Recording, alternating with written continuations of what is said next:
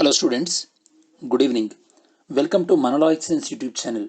ఈరోజు ఈ వీడియోలో మనం Eenadu, Indian Express and press information bureau analysis discuss చేయడం జరుగుతుంది. ఈ అనాలిసిస్ అనేది 9th November 2020కి రిలవెంట్గా ఉంటుంది. సో మనం ఈరోజు అనాలిసిస్లో డిస్కస్ చేయబోయేటటువంటి న్యూస్ కంటెంట్ ఒకసారి చూసినట్టయితే కనుక మనం ఈ స్లైడ్లో మీరు చూస్తున్నట్టుగా ఇందులో మీకు 8 ఇంపార్టెంట్ న్యూస్ ఆర్టికల్స్ని మెన్షన్ చేయడం జరిగింది. ఈ 8 ఇంపార్టెంట్ న్యూస్ ఆర్టికల్స్ని కూడా మనం డిస్కస్ చేస్తాం. ఫస్ట్ వన్ అనేది మనం ఈ యొక్క ఇండియా యుఎస్ఏ అంటే ఇక యుఎస్ఏ న్యూ ప్రెసిడెంట్గా ఆల్మోస్ట్ జో బిడెన్ అఫీషియల్గా ఎలక్ట్ అయ్యారు. అఫ్ కోర్స్ ఇంకా ఈ యొక్క ఓత్ టేకింగ్ సెరమనీ అనేది అవ్వలేదు, అది వేరే విషయం. బట్ ఎనీహౌ మరి జో బిడెన్ యుఎస్ ఎలక్షన్ సందర్భంలో ఈ యొక్క ఏదైతే కనుక ఈ లీడర్షిప్ చేంజ్ అనేది ఇండియా యుఎస్ రిలేషన్స్ పైన ఎలాంటి ఇంపాక్ట్ ఉంటుందో మనం డిస్కస్ చేస్తాం. Second one inter faith marriage అంటే ఎస్పెషల్లీ ఇంటర్ రిలీజియన్ మ్యారేజెస్ గురించి, అంటే ఈ మధ్యలో మ్యారేజెస్ పర్పస్ కోసం రిలీజియన్ కన్వర్ట్ అవుతున్నారు కదా, ఆ పాయింట్ ఆఫ్ వ్యూలో లవ్ జిహాద్ అన్న కాన్సెప్ట్ని డిస్కస్ చేద్దాం. థర్డ్ వన్ గ్లేషియర్ లేక్, ఇది మనకి చిన్న కాన్సెప్టే, గ్లేషియరీ అంటే మీకు తెలుసు కదా, జాగ్రఫీలో వస్తుంది దాని గురించి. ఫోర్త్ వన్ ఏంటంటే environment. Okay, so environment related మనకి ఎన్విరాన్మెంట్ ఇంపాక్ట్ అసెస్మెంట్ అని ఉంటుంది కదా, ఈఐఏ, దాని గురించి అనమాట. Then fifth one national legal service day, అంటే లైక్ గవర్నమెంట్ ఆఫ్ ఇండియా కానీ కాన్స్టిట్యూషన్ కానీ లైక్ పూర్ పీపుల్కి ఎలాంటి లీగల్ సర్వీసెస్ అందించాలి అన్న అవేర్నెస్తో ఒకదాన్ని స్టార్ట్ చేయడం జరిగింది. దెన్ యుఏఈ, ఇది మనకి ఇంటర్నేషనల్ అఫైర్స్ పాయింట్ ఆఫ్ వ్యూలో యుఏఈ ఎలాంటి సోషల్ రిఫార్మ్స్తోని ముందుకొచ్చింది అనేది మనం డిస్కస్ చేద్దాం. సెవెంత్ వన్, ఇది మనకి ఇన్ఫ్రాస్ట్రక్చర్ రిలేటెడ్ న్యూస్. ఇది ఒక దోబ్రా చాంటీ బ్రిడ్జ్, ఈ బ్రిడ్జ్ అనేది ఎక్కడుంది, దీనివల్ల యూజ్ ఏంది డిస్కస్ చేస్తాం.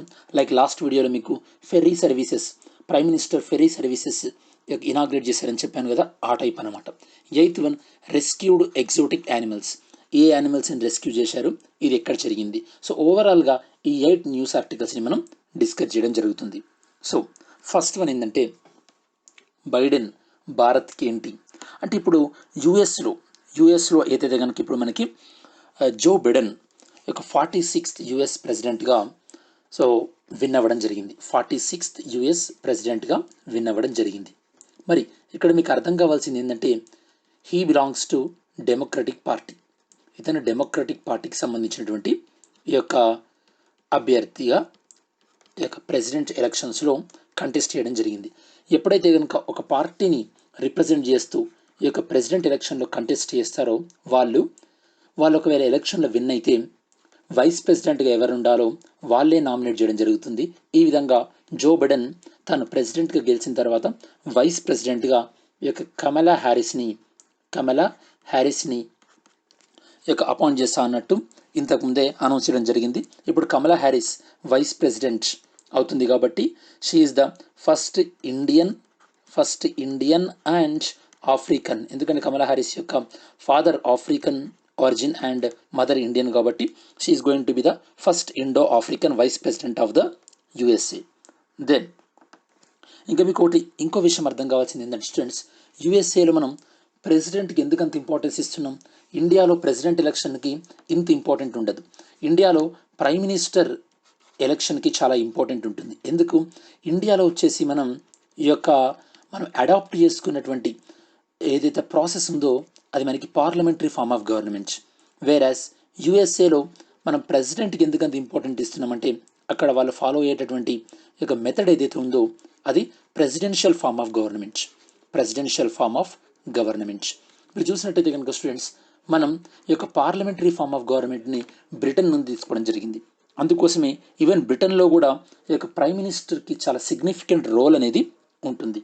దెన్ మనకి ఇండియాకి ఇప్పుడు యుఎస్కి ఫస్ట్ థింగ్ ఏంటంటే ఈ రెండు కంట్రీస్ మధ్యలో లాస్ట్ ఫ్యూ ఇయర్స్ నుంచి మనం 2+2 డైలాగ్ అనేది నడుస్తుంది. ఇప్పుడు మనం నెక్స్ట్ డిస్కస్ చేయబోయే విషయాలన్నీ కూడా యుఎస్ఏకి ఇండియాకి మధ్యలో కరెంట్ రిలేషన్స్ ఏ విధంగా ఉన్నాయి, దెన్ ఎక్కడెక్కడ ఫ్యూచర్ కోఆపరేషన్ అనేది మనకి ఒక ఆపర్చునిటీ ఉందని డిస్కస్ చేస్తాం.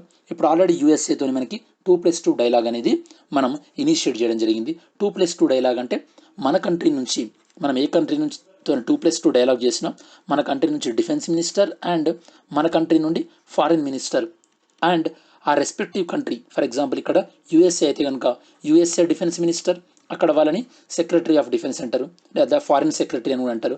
ఫారిన్ మినిస్టర్ని ఫారిన్ సెక్రటరీ అంటారు, డిఫెన్స్ మినిస్టర్ని డిఫెన్స్ సెక్రటరీ అంటారు. వాళ్ళతోని ఈ విధంగా మీటింగ్ ఉంటుందన్నమాట. ఈ 2+2 టాక్స్ కూడా మనం యుఎస్ వాళ్ళతోని సో ఇనిషియేటివ్ తీసుకోవడం జరిగింది. దాంతోపాటు సో ఈ ఎలక్షన్ గురించి మీకు ఏదైతే చెప్పానో, American presidential form of election కాబట్టి ఈవెన్ ఇండియాలో ప్రెసిడెంట్ని ఎలక్ట్ చేసేది ఎవరంటే elected MLAs and elected MPs. ఇది మనం పాలిటీలో డిస్కస్ చేస్తాం. వేరేస్ యూఎస్లో ప్రెసిడెంట్ని ఎలక్ట్ చేసే వాళ్ళని ఏమంటారంటే ఎలక్టోర్స్, అంటే ఎలక్టోరల్ కాలేజ్. అఫ్ కోర్స్ ఇండియాలో కూడా వాళ్ళని ఎలక్టోరల్ కాలేజ్ అంటారు, బట్ యూఎస్ఏలో ఎలక్టోరల్ కాలేజ్, ఇండియాలో ఎలక్టోరల్ కాలేజ్ కంపోజిషన్ ఏదైతే ఉందో అది డిఫరెన్స్ అన్నమాట. ఓకే, ఇది మనకి బేసికల్లీ యుఎస్ ప్రెసిడెన్షియల్ మెథడ్. మరి ఇప్పుడు సో ఇండియా యుఎస్ఏ రిలేషన్స్ని ఒక గ్లాన్స్, ఒక ఓవర్ వ్యూ చూసినట్టయితే కనుక ఆబ్వియస్గా ఈ యొక్క బైడెన్ అడ్మినిస్ట్రేషన్లో బైడెన్ ప్రెసిడెంట్ అయిన తర్వాత India US trade relations improve అయ్యే అవకాశం ఉంది అని చెప్పేసి చాలామంది ఎక్స్పెక్ట్ చేస్తున్నారు. బికాస్ ఆఫ్ దట్ మీరు అబ్జర్వ్ చేసి ఉండాలి, స్టాక్ మార్కెట్స్ అనేవి మంచి పాజిటివ్ సైన్స్ అనేవి చూపెట్టాయి అన్నమాట ఎప్పుడైతే కనుక జో బైడెన్ ప్రెసిడెంట్గా ఆల్మోస్ట్ ఆల్ విన్ అవుతున్నారు.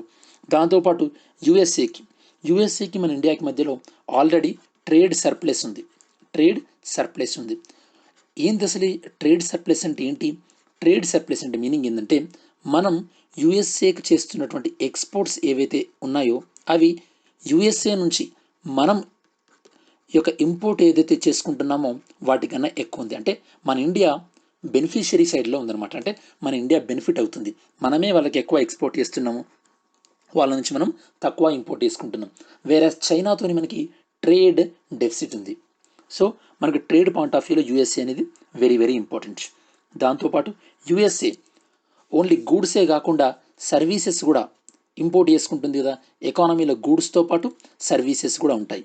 ఓకే, యూఎస్ఏ ఇంపోర్ట్ చేసుకుంటున్నటువంటి సర్వీసెస్లో almost all 5% of the services ఇవి ఇండియా నుండే వెళ్తున్నాయి అన్నమాట.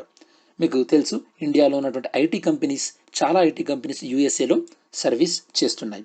సో దాంతోపాటు మరి యూఎస్ఏ వాళ్ళు ఇండియాలో మనకి ఇండియాకి యూఎస్ఏ అనేది 5th biggest FDI investor, foreign direct ఇన్వెస్ట్మెంట్లో పాయింట్ ఆఫ్ వ్యూలో మనకి మారిషియస్, సింగపూర్, నెదర్లాండ్స్, జపాన్ ఈ 4 కంట్రీస్ తర్వాత ఎక్కువగా మనకి ఎఫ్డిఐస్ వస్తున్నటువంటి కంట్రీ ఏంటంటే యూఎస్ఏ. దాంతోపాటు మన స్టాక్ మార్కెట్లో ఫారినర్స్ ఏదైతే ఇన్వెస్ట్మెంట్ చేస్తారో అందులో 1/3 of the FPI foreign portfolio investments అవి కూడా మనకి యూఎస్ నుంచి వస్తున్నాయి. దాంతోపాటు ఇక బైడెన్ అడ్మినిస్ట్రేషన్ అయిన తర్వాత మన ఇండియన్ స్కిల్డ్ లేబర్ ఎవరైతే ఉంటారో వాళ్ళకు ఉన్నటువంటి H1B వీసా ఇష్యూ కూడా మనకి ఈజీ అయ్యే అవకాశం ఉంది. అపార్ట్ ఫ్రమ్ దిస్ ఇవి కాకుండా ఎప్పుడైతే కనుక యుఎస్ఏ ఒక ప్రొసీజర్ని ఫాలో అవుతుంది స్టూడెంట్స్, ఒక సిస్టమ్ని ఫాలో అవుతుంది. దాని పేరు ఏంటంటే మీరు ఎకానమీలో వినుంటారు జిఎస్పి అనమాట. జిఎస్పి అంటే ఏంది? జిఎస్పి అంటే మనకి మీనింగ్ ఏంటంటే జనరలైజ్డ్ సిస్టమ్ ఆఫ్ ప్రిఫరెన్స్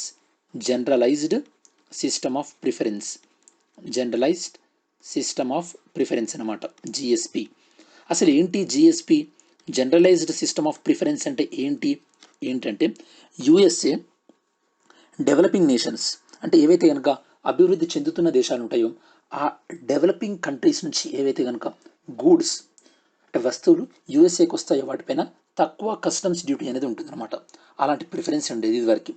ఈ డొనాల్డ్ ట్రంప్ అడ్మినిస్ట్రేషన్ యొక్క 2019లో ఇండియాకు ఈ యొక్క జిఎస్పి స్టేటస్ని రిమూవ్ చేయడం జరిగింది.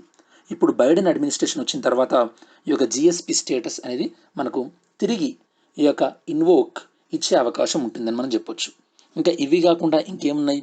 ఇంకేంటంటే లైక్ సో ఈ యొక్క డేటా లోకలైజేషన్ విషయంలో అంటే ఇండియాకి సంబంధించినటువంటి డేటా ఇండియాలో ఉండాలని మనం చెప్పేసి అమెరికన్ కంపెనీస్ అడుగుతున్నాం కదా, అలాంటి డేటా లోకలైజేషన్ ఇష్యూ కానీ, లేదా మన ఇండియాలో ఈ యొక్క అమెరికన్ కంపెనీస్ ఏవైతే కనుక మెడికల్ డివైజెస్ మార్కెట్ చేస్తున్నారో అవి ఒక పర్టికులర్ రేట్ కన్నా ఎక్కువ ఉండకూడదని ఇండియన్ గవర్నమెంట్ చెప్తుంది. దాన్ని ఇదివరకు ట్రంప్ అడ్మినిస్ట్రేషన్ పెద్ద ఫాలో అవ్వలేదు, వీళ్ళు ఫాలో అయ్యే అవకాశం ఉందని అంటున్నారు. దాంతోపాటు ట్రంప్ ఉన్నప్పుడు ఇరాన్ పైన శాంక్షన్స్ ఉండేవి, దానివల్ల మనం ఇరాన్ నుండి చాలా తక్కువకు చాలా లెస్ కాస్ట్కి వస్తున్నటువంటి ఆయిల్ కూడా మనం ఇంపోర్ట్ చేసుకోలేకపోయినాం, ఆ ఆప్షన్ని యూటిలైజ్ చేసుకోలేకపోయినాం. ఇప్పుడు ఆ ఆప్షన్ని మనం అవైల్ చేసుకోవచ్చు. దాంతోపాటు లైక్ క్లైమేట్ని కాపాడాలని చెప్పేసి మనం ఏదైతే కనుక ప్యారిస్ క్లైమేట్ అగ్రిమెంట్ చేసుకున్నామో, ట్రంప్ అడ్మినిస్ట్రేషన్ ఉన్నప్పుడు ఈ యొక్క ప్యారిస్ క్లైమేట్ అగ్రిమెంట్ నుండి యుఎస్ఏ బాయ్కాట్ చేయడం జరిగింది. ఇప్పుడు బైడెన్ అడ్మినిస్ట్రేషన్ మళ్ళీ ఈ యొక్క ప్యారిస్ క్లైమేట్ అగ్రిమెంట్లో మేము తిరిగి జాయిన్ అవుతామని చెప్పేసి అనౌన్స్ చేశారు. దానివల్ల ఏమవుతుంది, అమెరికా ఈ యొక్క ఎన్విరాన్మెంట్ రిలేటెడ్ ఇష్యూస్కి ఫండింగ్ ఎక్కువ ఇచ్చే అవకాశం ఉంది. దానివల్ల డెవలపింగ్ కంట్రీస్ అయినటువంటి ఇండియా లాంటి కంట్రీస్కి బెనిఫిట్ అయ్యే అవకాశం ఉంది. ఇవి పాజిటివ్ సైడ్స్. ఈ యొక్క ఛాలెంజింగ్ ఏంటంటే, ఆల్రెడీ బైడెన్ అడ్మినిస్ట్రేషన్ మనం ఆర్టికల్ 370 అబాలిష్ చేసినప్పుడు దాన్ని వ్యతిరేకించారు. దాంతోపాటు ఇండియాలో టేకప్ చేసినటువంటి NRC, okay, so national register of citizens, దాన్ని కూడా వీళ్ళు అపోజ్ చేయడం జరిగింది. బట్ ఓవరాల్గా ఏంటంటే, మన ఇండియాకి సంబంధించినటువంటి ఇష్యూస్ ఏవైతే ఉంటాయో, ఇండియాకి లాభంగా ఉండే ఇష్యూస్, వాటిపైన మనం ఎలాంటి బార్గెనింగ్కి మనం తావివ్వకుండా మనం స్ట్రాంగ్గా మన పాలసీస్ పైన మనం ఉండాల్సి ఉంటుంది. దాంతోపాటు ఈ యొక్క ట్రంప్ అడ్మినిస్ట్రేషన్ ఉన్నప్పుడు చాలా ఫాస్ట్గా, చాలా లైక్ ఎలా అంటే చాలా టెంపరీగా టెంపరీ డిసిషన్స్ ఉండేవి. అలా కాకుండా బైడెన్ వచ్చిన తర్వాత ఈ యొక్క రూల్ బేస్డ్, అంటే ఒక సెట్ ఆఫ్ రూల్స్ బేస్డ్ వేరే కంట్రీ వాళ్ళతో డీల్ చేసేటప్పుడు అలాంటి రూల్స్ ఎక్స్పెక్ట్ చేయొచ్చు. కాబట్టి ఇప్పుడు ఈవెన్ ఇండియా ఏదైతే కనుక ఏ గ్రూప్స్లలోనైతే ఉందో అక్కడ కొద్దిగా స్టెబిలిటీ ఎక్స్పెక్ట్ చేయొచ్చు అమెరికా నుండి. ఇది స్టూడెంట్స్ ఓవరాల్గా అమెరికాకు సంబంధించినటువంటి. అండ్ బైడెన్ ఎలక్ట్ అయిన తర్వాత ఈ యొక్క ముందు ఉండేటటువంటి చేంజెస్ గురించి మనం డిస్కస్ చేయడం జరిగింది. సో ఓవరాల్గా ఒకసారి క్విక్ రివిజన్ చేద్దాం. సో దీనికి సంబంధించిన న్యూస్ క్లిప్పింగ్స్ మీరు చూడొచ్చు డిఫరెంట్ న్యూస్ ఆర్టికల్స్ నుంచి. సో ఇప్పుడు ఎన్నో ప్రెసిడెంట్ అవుతున్నాడు, 46 ప్రెసిడెంట్. ఇతను నామినేట్ చేసినటువంటి వైస్ ప్రెసిడెంట్ ఎవరు, కమలా హ్యారిస్. దాంతోపాటు ఇండియాలో ఫాలో అయ్యేది పార్లమెంటరీ సిస్టమ్, వేరాజ్ యూఎస్లో ఫాలో అయ్యేది presidential form of government. India already యూఎస్ఏతోని 2+2 డైలాగ్ని మనం ఇనిషియేట్ తీసుకోవడం జరిగింది. యూఎస్ ప్రెసిడెన్షియల్ సిస్టంలో president head of the government, దాంతోపాటు హెడ్ ఆఫ్ ద స్టేట్, ఇది మీకు చెప్పడం జరిగింది. యూఎస్ఏ ప్రెసిడెంట్ ఎన్ని ఇయర్స్, 4 years ఉంటారు. ప్రెసిడెంట్ అండ్ వైస్ ప్రెసిడెంట్ని ఎలక్ట్ చేసే వాళ్ళని ఏమంటారు, ఎలక్టర్స్ అంటారు. వాళ్ళ కాంబినేషన్ని ఎలక్టోరల్ కాలేజ్ అంటారు అనమాట. Okay, then key issues. మనకి యూఎస్ఏకి మధ్యలో ఆల్రెడీ మనకి ఏం చెప్పాను, ట్రేడ్ సర్ప్లస్ ఉందని చెప్పాను. ఈవెన్ సర్వీసెస్ కూడా యూఎస్ఏ యొక్క మొత్తం వరల్డ్ లెవెల్లో యూఎస్ఏకి ఎక్స్పోర్ట్ అయ్యే మొత్తం సర్వీసెస్లో 5% ఎక్కడి నుండి ఎక్స్పోర్ట్ అవుతున్నాయి, ఇండియా నుండి ఎక్స్పోర్ట్ అవుతున్నాయి. అపార్ట్ ఫ్రమ్ దట్ యూఎస్ఏ అనేది ఇండియాకి ఫిఫ్త్ బిగ్గెస్ట్ ఎఫ్డిఐ. దాంతోపాటు ఎఫ్పిఐ ఫారిన్ పోర్ట్ఫోలియో ఇన్వెస్ట్మెంట్ విషయంలో కూడా యూఎస్ఏ నుండి 1/3 ఇన్వెస్ట్మెంట్స్ మనకి ఇండియాకి వస్తున్నాయి. H1B వీసా ఇష్యూ కూడా మనకి ఫేవరబుల్గా ఉండే అవకాశం ఉంది. ఈవెన్ ట్రంప్ అడ్మినిస్ట్రేషన్ అబాలిష్ చేసినటువంటి GSP generalised system of preference కూడా మళ్ళీ ఇక బైడెన్ ఇన్వోక్ చేసే అవకాశం ఉంది. Apart from that data localisation issues, దాంతోపాటు మెడిసిన్స్ ప్రైస్ క్యాపింగ్ ఇష్యూలో కానీ ఇలాంటి విషయాలు, అండ్ ఇరాన్ విషయంలో కూడా మనకి ఫేవరబుల్గా ఉండే అవకాశం ఉంది. అండ్ ఈవెన్ మీకు ఇందాక చెప్పినట్టు Biden administration Paris climate agreement విషయంలో కూడా వీళ్ళు జాయిన్ అవ్వడం వల్ల ఇండియాకి ఫేవర్ అయ్యే అవకాశం ఉంది. సో ఈ విధంగా మనం సెన్సిటివ్ ఇష్యూస్ ఏవైతే ఉన్నాయో వాటిపైన యూఎస్ఏతోని టఫ్ కాన్వర్జేషన్స్ చేయడానికి రెడీ ఉండాలి. దాంతోపాటు ఒక అమెరికా తను వేరే కంట్రీస్తో బిహేవ్ చేసేటప్పుడు ఒక ప్రాపర్ సెట్ ఆఫ్ రూల్స్ ప్రకారం ముందుకెళ్ళే అమెరికాను మనం ఇక్కడ నుండి చూడొచ్చు. ఇది స్టూడెంట్స్ ఓవరాల్గా Joe Biden USA president and after జరిగేటటువంటి కాన్సిక్వెన్సెస్.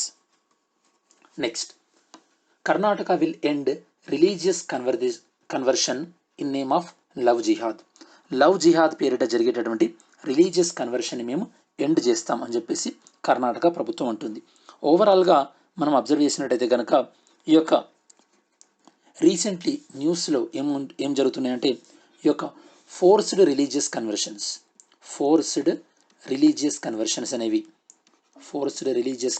అనేవి మనం న్యూస్లో చూస్తున్నాం.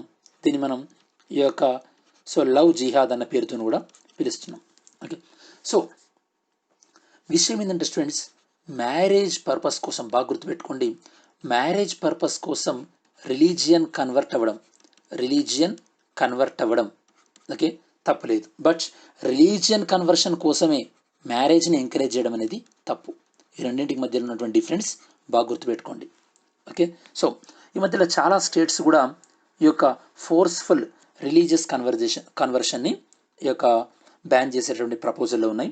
మరి కాంటెక్స్ట్ అబ్జర్వేషన్ అయితే కనుక మనం ఫస్ట్ 1954లో ఈ యొక్క స్పెషల్ మ్యారేజెస్ యాక్ట్ అన్నదాన్ని మనం తీసుకోవడం జరిగింది. స్పెషల్ మ్యారేజెస్ యాక్ట్ అన్నదాన్ని తీసుకోవడం జరిగింది. దేని గురించి? ఎవరైతే కనుక ఇంటర్ రిలీజియన్స్ మ్యారేజ్ గురించి డీల్ చేయడానికి దీన్ని తీసుకోవడం జరిగింది. ఇందులో ఏముంటుందంటే సో కొన్ని రూల్స్ ఉన్నాయి అన్నమాట. ఏంటంటే ఎవరైతే ఇంటర్ రిలీజియస్ మ్యారేజ్ చేసుకుందాం అనుకుంటున్నారో వాళ్ళు ఈ యొక్క ఇంటర్ రిలీజియస్ మ్యారేజ్ చేసుకుంటున్నట్టు పబ్లిక్ నోటీస్ ఇవ్వాల్సి ఉంటుంది.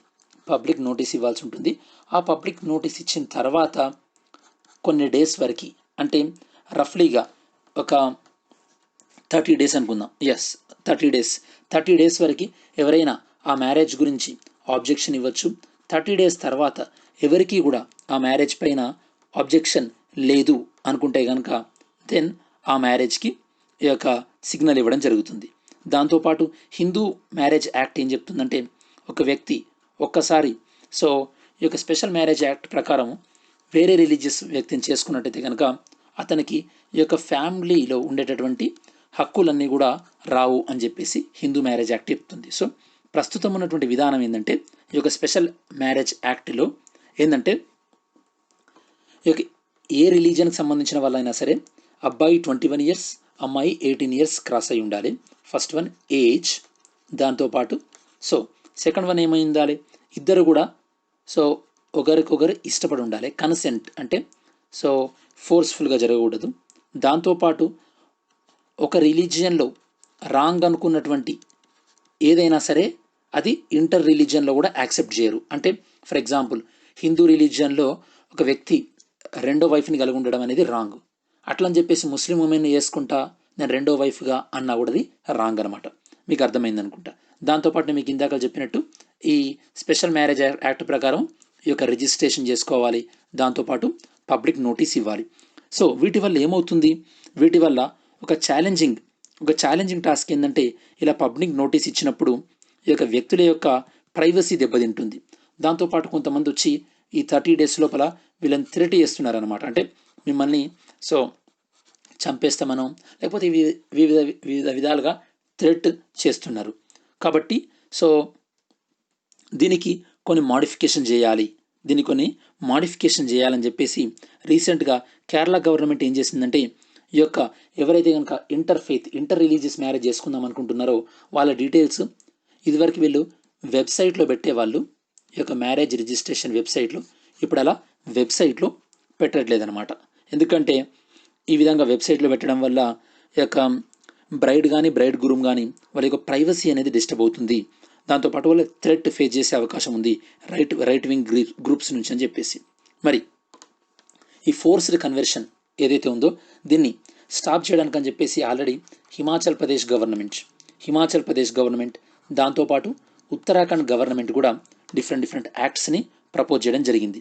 ఇదేంటంటే ఈ యొక్క జస్ట్ రిలీజియన్ని కన్వర్ట్ చేయడానికి కోసం మాత్రమే మ్యారేజ్ని ఎంకరేజ్ చేయడం అనే దాన్ని వీళ్ళు సో అలా ఎంకరేజ్ చేసినట్టు ప్రూఫ్ అయితే కనుక దాన్ని వీళ్ళు క్యాన్సిల్ చేస్తారనమాట. దాంతోపాటు Uttar Pradesh government UP state law commission ఏం రికమెండ్ చేసిందంటే సో ఎవరైనా సరే జస్ట్ రిలీజియన్ పర్పస్ కోసం ఏ మ్యారేజ్ కన్వర్ట్ అంటే లైక్ రిలీజియన్ పర్పస్ కోసమే మ్యారేజ్ ద్వారా వాళ్ళని కన్వర్షన్కి ఎంకరేజ్ చేస్తే కనుక దాన్ని కంప్లీట్గా క్యాన్సిల్ అవుట్ చేయాలని చెప్పేసి యూపీ లా కమిషన్ కూడా సజెస్ట్ చేయడం జరిగింది. ఇలాంటి ఈ కాంటెక్స్లో కర్ణాటక కూడా ఇంటర్ఫేత్ రిలీజియన్స్ గురించి లా చేయాలని చెప్పేసి ప్రపోజల్లో ఉందన్నమాట. ఇది స్టూడెంట్స్ ఓవరాల్గా నోట్స్ ఒకసారి చెక్ చేద్దాం. సో ఇంటర్ రిలీజియన్ కన్వర్షన్ అనేది రీసెంట్గా న్యూస్లో ఉంది. మన ఇండియాలో ఇంటర్ రిలీజియన్ కన్వర్షన్ గురించి డీల్ చేసేటువంటి లా ఏంటంటే స్పెషల్ మ్యారేజ్ యాక్ట్ 1954. ఈ లా ఏం చెప్తుందంటే బేసికలీ నేను మీకు చెప్తాను one by one. Age feature, దాంతోపాటు కన్సెంట్, దాంతోపాటు లయబిలిటీ. అంటే ఒక రిలీజియన్లో రాంగ్ అనుకున్నటువంటిది ఇంటర్ రిలీజియన్లో రైట్ కాదు. దెన్ ఇక ఇప్పుడున్నటువంటి ప్రొవిజన్స్ ఏదైతే ఉన్నాయో, రూల్స్ ఏవైతే ఉన్నాయో, ఇలా నోటీస్ ఇవ్వడము, పబ్లిష్ చేయడం వాళ్ళ గురించి, దీనివల్ల ఏమవుతుందంటే ఈ యొక్క ఫ్యామిలీ మెంబర్స్ కావాలని అబ్జెక్ట్ చేయడము, వాళ్ళ లైఫ్కి థ్రెట్ ఇవ్వడము, దాంతోపాటు సో దీనికి కమ్యూనల్ అంటే ఈ యొక్క కమ్యూనల్ కలర్ ఇవ్వడం అంటే మతపరమైనటువంటి దీన్ని మిస్యూజ్ చేయడం ఇలాంటివి ఎక్కువ అవుతున్నాయి అన్నమాట. అందుకని చెప్పేసి కేరళ గవర్నమెంట్ ఆ డీటెయిల్స్ని వెబ్సైట్లో ఇంక్లూడ్ చేయడమే స్టాప్ చేసింది. మరి ఈ పాయింట్ ఆఫ్ వ్యూలో హిమాచల్ ప్రదేశ్ అండ్ ఉత్తరాఖండ్ గవర్నమెంట్స్ ఇవి ఇంటర్ రిలీజియస్ మ్యారేజెస్ని కంప్లీట్గా ప్రొహిబిట్ చేసినాయి. దాంతోపాటు సో కొన్ని ఈ యాక్ట్స్ ఏవైతే హిమాచల్ ప్రదేశ్ ఉత్తరాఖండ్ గవర్నమెంట్ వీళ్ళు ఏం చెప్తున్నారంటే లైక్ సో మ్యారేజ్ కోసం కన్వర్ట్ అయితే తప్పు లేదు, బట్ ఓన్లీ కన్వర్షన్ కోసమే మ్యారేజ్ ఎంకరేజ్ చేసినట్టయితే కనుక దాన్ని కంప్లీట్గా తీసివేయాలని చెప్పేసి even UP state law commission కూడా అదే చెప్పింది స్టూడెంట్స్. ఇది ఓవరాల్గా ఇంటర్ఫెయిత్ మ్యారేజెస్కి సంబంధించినటువంటి న్యూస్ ఆర్టికల్. ఓకే, నెక్స్ట్ మనం డిస్కస్ చేయబోయేది లడాక్స్ గ్లేషియల్ లేక్. గ్లేషియర్ అంటే మీకు అర్థం కావాల్సింది ఏంటంటే ఈజీ టర్మినాలజీ చెప్పానంటే ఒక ఫ్రోజన్ రివర్ అని చెప్పొచ్చు. అంటే ఒక పెద్ద ఐస్ క్యూబ్ లాంటిది అనమాట. ఈ ఐస్ క్యూబ్ మూవ్ అయితే కనుక అంటే ఒక ప్రదేశం నుంచి ఇంకో ప్రదేశానికి స్లోగా మూవ్ అయితే కనుక అప్పుడు ఏమవుతుందంటే దాంతోపాటు సాయిల్ని కూడా క్యారీ చేస్తుంది. వాటిని ఏమంటారంటే గ్లేషియల్ మొరైన్స్ అంటారు. గ్లేషియల్ మొరైన్స్ అని అంటారు అనమాట. మరి ఏదైతే కనుక లడాఖ్లో ఈ యొక్క గ్యా అనేటువంటి విలేజ్లో ఈ యొక్క గ్లేషియర్ అనేది ఒక్కసారిగా ఇది మెల్ట్ అయిపోయి ఈ యొక్క విలేజ్లో దాంతోపాటు అగ్రికల్చర్లో కానీ ఫ్లడ్స్ రావడం జరిగిందనమాట. ఇది ఎప్పుడు జరిగింది? 2014లో. సో ఇప్పుడు రీసెర్చర్స్ అది అలా జరగడానికి రీజన్ ఏంది అని చెప్పేసి రీసెంట్గా ట్రై చేశారన్నమాట కనుక్కోవడానికి. వీళ్ళు చెప్తుంది ఏంటంటే సో జనరల్గా ఈ యొక్క ఫ్లడ్స్ ఎప్పుడు వస్తుంటాయంటే ఏదైతే కనుక రివర్ డ్యామ్ కట్టారో పైన ఉన్నటువంటి గ్లేషియర్ ఒక్కసారిగా మెల్ట్ అవ్వడం వల్ల ఈ యొక్క డ్యామ్ అనేది ఆ వాటర్ని బేర్ చేయలేదు కాబట్టి అప్పుడు సో ఈ యొక్క ఫ్లడ్స్ అనేవి ఎక్కువ వచ్చే అవకాశం ఉంటుంది. ఇది దేనివల్ల వస్తుంది? అసలు ఈ డ్యామ్ ఎందుకు వాటర్ ఆపలేదు? ఎందుకంటే ఫస్ట్ ఆఫ్ ఆల్ డ్యామ్ యొక్క వాటర్ కెపాసిటీ తగ్గిపోవడం. ఎందుకు తగ్గిపోతుంది? నేను మీకు ఇందాక చెప్పినట్టు గ్లేషియర్ దాంతోపాటు సాయిల్ని క్యారీ చేస్తుంది కాబట్టి ఆ యొక్క సాయిల్ ఎరోజన్ వల్ల ఈ యొక్క దాంతోపాటు సడన్గా ఈ యొక్క గ్లేషియర్ వస్తుంది కాబట్టి గ్లేషియర్తో పాటు రాక్స్ ఇవన్నీ రావడం వల్ల ఈ వాటర్ కంట్రోల్ అనేది డ్యామ్కి ఉండకుండా డ్యామ్ అనేది బర్స్ట్ అయిపోయే అవకాశం ఉంటుంది, లేదా వాటర్ ఓవర్ఫ్లో అయ్యే అవకాశం ఉందన్నమాట. గ్లేషియర్స్ అనేవి తెలుగులో వీటిని హిమానీ నదాలు అంటారు. ఇవి ఒక రకమైనటువంటి ల్యాండ్ ఫామ్స్. గ్లేషియర్స్ అనేవి బేసికల్లీ ఈ యొక్క పెరీనియల్ రివర్స్ ఏవైతే ఉన్నాయో, జీవనదులు ఏవైతే ఉన్నాయో వాటికి ఇంపార్టెంట్ సోర్స్. మీరు యమునోత్రి గ్లేషియర్, గంగోత్రి గ్లేషియర్ పేరు వినుంటారు. సో ఓవరాల్గా రీజన్ ఏంటంటే ఇప్పుడు ఈ యొక్క లడాఖ్లో జరిగిన దానికి సడన్గా గ్లేషియర్ అనేది మెల్ట్ అవ్వడం వల్ల దాంతోపాటు వచ్చినటువంటి ఏదైతే సాయిల్ కానీ రాక్స్ కానీ దాన్ని హోల్డ్ చేయలేకపోవడం వల్ల ఓకే సాయిల్ ఎరోజన్ వల్ల డ్యామ్లో పూడిక ఎక్కువ అవ్వడం వల్ల ఆ డ్యామ్ సో ఓవర్ఫ్లో అవ్వడం వల్ల ఈ యొక్క ఫీల్డ్స్ కానీ లేదా హౌజెస్ కానీ డిస్ట్రాయ్ అయినాయి. ఇట్లాంటి జనరల్ ఫినామినాని మనం glacial lake out burst flood అని అంటుంటారు అనమాట. ఓకే, నెక్స్ట్ దేని గురించి అంటే వెస్టర్న్ ఘాట్స్. ఈ యొక్క వెస్టర్న్ ఘాట్స్కి సంబంధించినటువంటి ఒక సమస్య గురించి ఎన్జిఓ యొక్క కేసు ఫైల్ చేయడం జరిగింది. సో ఈ ఆర్టికల్లో మీకు మెయిన్గా అర్థం కావాల్సింది ఈఎస్ఏ ఎకో సెన్సిటివ్ ఏరియాస్ అంటే ఏ ఏరియాస్ అయితే కనుక ఎన్విరాన్మెంట్ పాయింట్ ఆఫ్ వ్యూలో చాలా సెన్సిటివ్గా ఉంటాయో, అంటే వాటిని డ్యామేజ్ చేస్తే ఎన్విరాన్మెంట్కి చాలా డ్యామేజ్ ఉంటుందో వాటిని మనం ఎకో సెన్సిటివ్ ఏరియాస్ అంటారు స్టూడెంట్స్. ఓకే, జనరల్గా ఈ యొక్క ఎకో సెన్సిటివ్ ఏరియాస్ ఏంటంటే నేషనల్ పార్క్ నుంచి అరౌండ్ 20 కిలోమీటర్స్ ప్రాంతాల్లో ఈ యొక్క ఎకో సెన్సిటివ్ ఏరియాస్ ఉంటాయి. వీటిని నోటిఫై చేసేది ఎవరు? Ministry of environment, forest and climate change వాళ్ళు వీళ్ళు నోటిఫై చేస్తుంటారు. ఓకే, మరి వెస్టర్న్ ఘాట్స్లో హైయెస్ట్ బయోడైవర్సిటీ ఉంటుందని మీకు తెలుసు. ఓకే, ఈ యొక్క బయోడైవర్సిటీని కాపాడడానికి వెస్టర్న్ ఘాట్స్ చుట్టూ ఉన్నటువంటి బయోడైవర్సిటీని కాపాడడానికి ఈ యొక్క మాధవ్ గాడ్గిల్ కమిటీ దాంతోపాటు కస్తూరి రంగన్ కమిటీ ఇవి రెండు కూడా డిఫరెంట్ యొక్క రిపోర్ట్స్ ఇవ్వడం జరిగింది. ఈ యొక్క గాడ్గిల్ కమిటీ ఏంటంటే చాలా స్ట్రిక్ట్గా, అంటే జనరల్గా మనం ఎన్విరాన్మెంట్ని దాంతోపాటు అండ్ డెవలప్మెంట్ని బ్యాలెన్స్ చేయాల్సి ఉంటుంది. గాడ్గిల్ కమిటీ పైన మెయిన్ క్రిటిసిజం ఏంటంటే కంప్లీట్ ఎన్విరాన్మెంట్ పాయింట్ ఆఫ్ వ్యూలో ఆలోచించింది, డెవలప్మెంట్ పాయింట్ ఆఫ్ వ్యూలో ఆలోచించలేదని చెప్పేసి. అందుకోసమని కస్తూరి రంగన్ కమిటీ కూడా అపాయింట్ చేయడం జరిగింది. మరి ఈ కమిటీ ఏవైతే కనుక వీళ్ళు రికమెండ్ చేశారో ఈ రికమెండేషన్ వల్ల సో ఈ ఫారెస్ట్ చుట్టూ ఉన్నటువంటి అరౌండ్ 123 విలేజర్స్కి ఉపాధి కోల్పోయే అవకాశం ఉంది. సో దానివల్ల ఎకానమిక్ చాలా ప్రాబ్లం వచ్చే అవకాశం ఉంది. కాబట్టి సో ఈ ఎకో సెన్సిటివ్ ఏరియా ఏదైతే అనౌన్స్ చేశారో కేరళలో దాన్ని తగ్గించండి, దాన్ని రెస్ట్రిక్ట్ చేయండి అని చెప్పేసి కోర్టులో పిటిషన్ ఫైల్ చేయడం జరిగింది. ఓకే, సో న్యూస్ చూసినట్టయితే కనుక ఇది మనకి జిఎస్ పేపర్ 3లో ఎన్విరాన్మెంట్ రిలేటెడ్ న్యూస్. ఈ ఎకో సెన్సిటివ్ ఏరియా దేని చుట్టూ ఉన్నటువంటివి, ఇవి ఏంటంటే వెస్టర్న్ ఘాట్ చుట్టూ ఉన్నటువంటి ఏరియాస్. వీటి గురించి ఇదివరకు వేసినటువంటి కమిటీస్ ఏంటి, Madhav Gadgil committee and Kasturi Rangan committee. So వీళ్ళు ఏం చెప్తున్నారు, ఈ యొక్క ఎకో సెన్సిటివ్ ఏరియాస్ని స్ట్రిక్ట్గా ఇంప్లిమెంట్ చేయడం వల్ల చాలా విలేజర్స్కి ప్రాబ్లం అవుతుంది. ఇది ఈవెన్ కేరళ ఎకానమీకి కూడా ప్రాబ్లం అయ్యే అవకాశం ఉంది. కాబట్టి సో ఆ పీపుల్ని మీరు వాళ్ళు ఏదో ఎన్విరాన్మెంట్ని డ్యామేజ్ చేసేటటువంటి పీపుల్గా మీరు బ్రాండ్ వేస్తున్నారు. కాబట్టి మీరు ఈ ఈఎస్ఏ ఎకో సెన్సిటివ్ ఏరియా అయితే ఏదైతే ఉందో దాన్ని మీరు తగ్గించాలని కోర్టులో ఫైల్ చేయడం జరిగింది. మరి వే ఫార్వర్డ్ అంటే మన సమస్యకి సొల్యూషన్ ఏంటంటే ఎప్పుడైనా సరే డెవలప్మెంట్కి అండ్ ఎన్విరాన్మెంట్ ప్రొటెక్షన్ రెండు అపోజిట్ ఎండ్లో ఉండకూడదు. మనం రెండింటిని కూడా అచీవ్ చేయాలి, అంటే రెండింటిని బ్యాలెన్స్ చేస్తూ అచీవ్ చేయాలన్నమాట. అంటే ఒక ప్రాపర్ సైంటిఫిక్ స్టడీ చేసి ఓకే అక్కడ ఉన్నటువంటి లోకల్ పీపుల్ యొక్క కన్సర్న్స్ ఏంటి అని చెప్పేసి అవన్నీ ఆలోచించిన తర్వాతనే మనం సో డెవలప్మెంట్ చేస్తూ ముందుకు వెళ్ళాలని చెప్పేసి మనం చెప్పొచ్చు ఫ్రెండ్స్. దాన్ని మనం ఏమంటామంటే సస్టైనబుల్ డెవలప్మెంట్ అంటాం. సస్టైనబుల్ డెవలప్మెంట్ అని అంటారు స్టూడెంట్స్ ఓవరాల్గా. నెక్స్ట్ ఉచిత న్యాయం సముచిత సాయం. ఇది దేని గురించి అంటే ఈ యొక్క national legal service day, national legal service day అని మనం 9th నవంబర్ని అబ్జర్వ్ చేస్తున్నాం. దాని గురించి అనమాట 9th నవంబర్ని మనం నేషనల్ లీగల్ సర్వీస్ డే గురించి అబ్జర్వ్ చేస్తున్నాం. చూద్దాం ఒకసారి notes. So national legal service day, ఈ యొక్క నేషనల్ లీగల్ సర్వీస్ డేని ఏ రోజు మనం అబ్జర్వ్ చేస్తున్నామని చెప్పాను, 9th నవంబర్ రోజు అబ్జర్వ్ చేస్తున్నాం. మరి ఫస్ట్ టైం దీన్ని మనం అబ్జర్వ్ చేసింది ఎప్పుడంటే 1995 అబ్జర్వ్ చేయడం జరిగింది.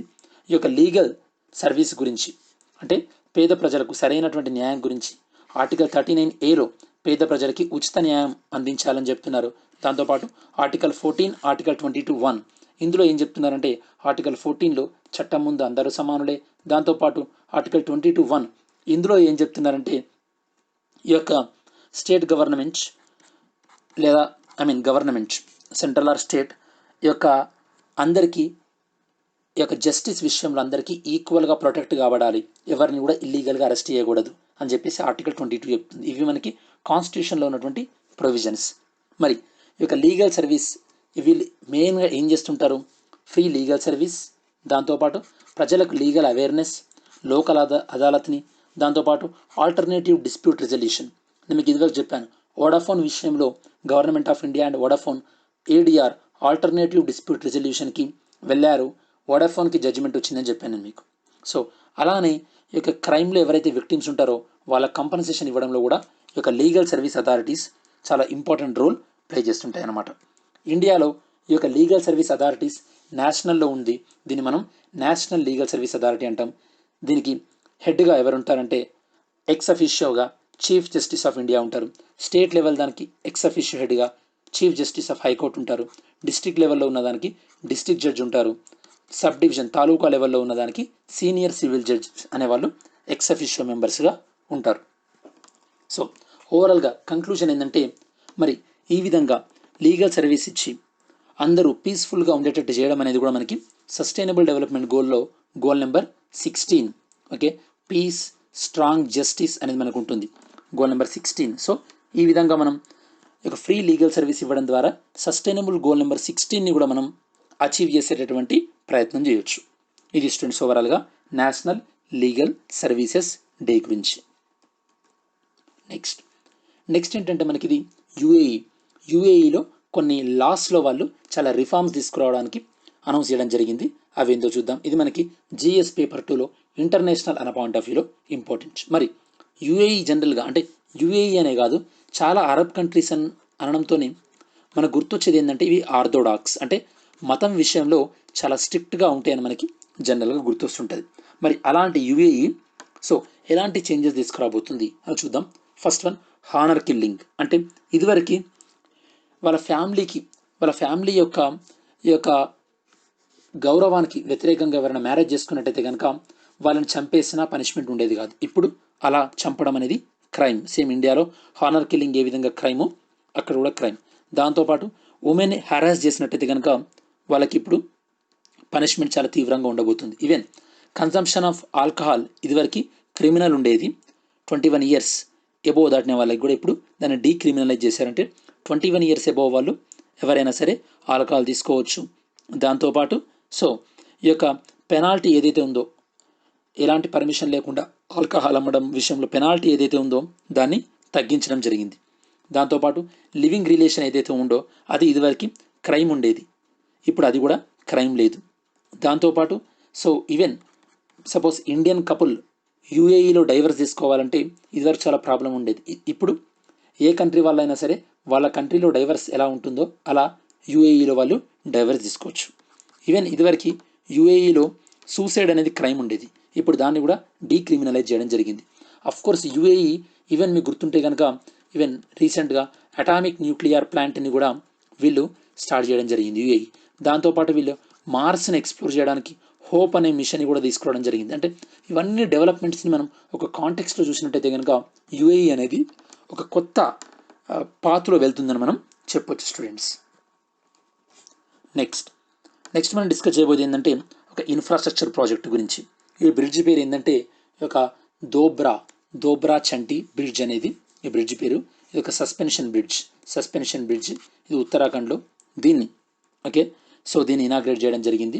ఇది తెహ్రీ లేక్, ఇది మనకి ఎగ్జామినేషన్ పాయింట్ ఆఫ్ వ్యూలో వెరీ వెరీ ఇంపార్టెంట్. ఇది మనకి తెహ్రీ లేక్ పైన కన్స్ట్రక్ట్ చేయడం జరిగింది. అఫ్కోర్స్ దీనివల్ల బెనిఫిట్స్ ఏంటంటే ఆ రీజన్కి కనెక్టివిటీ పెరుగుద్ది, టూరిజం పెరుగుతుంది, దాంతోపాటు ఎంప్లాయ్మెంట్ ఆపర్చునిటీస్ పెరుగుతాయి.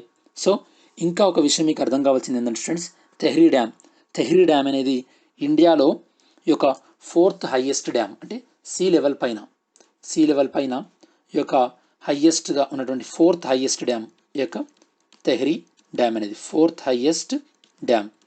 వరల్డ్లో 4th హైయెస్ట్ డ్యామ్, ఇండియాలో highest dam Tehri dam. Very very important. ఇది తెహ్రీ, ఉత్తరాఖండ్లోని తెహ్రీ డిస్టిక్లో ఉంది స్టూడెంట్స్. నెక్స్ట్ మనకి GS paper 3 environment point of వ్యూలో గౌహతి జూలో ఏవైతే కనుక చాలా రేర్గా ఉండేటటువంటి యానిమల్స్, వీటిని మనం ఎగ్జోటిక్ అంటారనమాట. రేర్ని ఇంగ్లీష్లో మనం జనరల్గా ఇంకా కొద్దిగా నీట్గా చెప్పాలనుకుంటే కనుక ఎగ్జోటిక్ అని చెప్పొచ్చు. మరి ఎగ్జోటిక్ యానిమల్స్ ఏవైతే కనుక వీటిని కాపాడారో వాటిని గౌహతి జూలో వాటిని రెస్క్యూ చేసి వదిలేయడం జరిగింది. ఇవి ఏంటంటే ఫస్ట్ వన్ ఏంటంటే లైక్ మనం ఈజీగా అర్థం కావాలంటే ప్యారెట్స్, వీటిని మనం మకావ్ అంటారు. దాంతోపాటు మంకీస్, వీటిని కాపాడారు. అవేందో ప్రాపర్గా చూద్దాం. బ్లూ హయసింత్ మెకావోస్ అంటే ఈ యొక్క బ్లూ ప్యారెట్స్ ఈ ఫోటోలో చూడొచ్చు. దాంతోపాటు క్యాపుచిన్ మంకీస్, ఈ మంకీస్ వీటిని రెస్క్యూ చేసి ఇక అస్సాం జూలో రిలీజ్ చేయడం జరిగింది. వీటిని ఎవరు కాపాడారు? Directorate of revenue intelligence. అంటే ఎవరైతే కనుక ఈ ఇల్లీగల్ ట్రేడ్ని ఈ యొక్క కంట్రోల్ చేస్తూ ఇల్లీగల్ ట్రేడ్ని ఎవరైతే కనుక ఆపేయడానికి స్పెషల్గా ఉంటారో వాళ్ళే ఈ యొక్క డైరెక్టరేట్ ఆఫ్ రెవెన్యూ ఇంటెలిజెన్స్. వాళ్ళు ఈ యానిమల్స్ స్మగ్లింగ్ని ఆపారన్నమాట. సో ఈ యొక్క వీటిని ఇవి కస్టమ్స్ యాక్ట్ 1962 ప్రకారము ఇలా ఎండేంజర్డ్ స్పీసీస్ ఏవైతే ఉంటాయో, నేను మీకు ఇంతకుముందు సైట్స్ అని చెప్పాను కదా, international convention on endangered species, అంటే ఏవైతే కనుక ఎండేంజర్డ్ స్పీసీస్ ఉంటాయో వాటిని ఇంటర్నేషనల్గా ఇల్లీగల్గా ట్రాన్స్పోర్టేషన్ చేయకూడదని చెప్పేసి మనం చేసిన కన్వెన్షనే సైట్స్ అనమాట. దాని ప్రకారం కూడా ఇలా ఇల్లీగల్గా ట్రాన్స్పోర్ట్ చేయడం రాంగ్.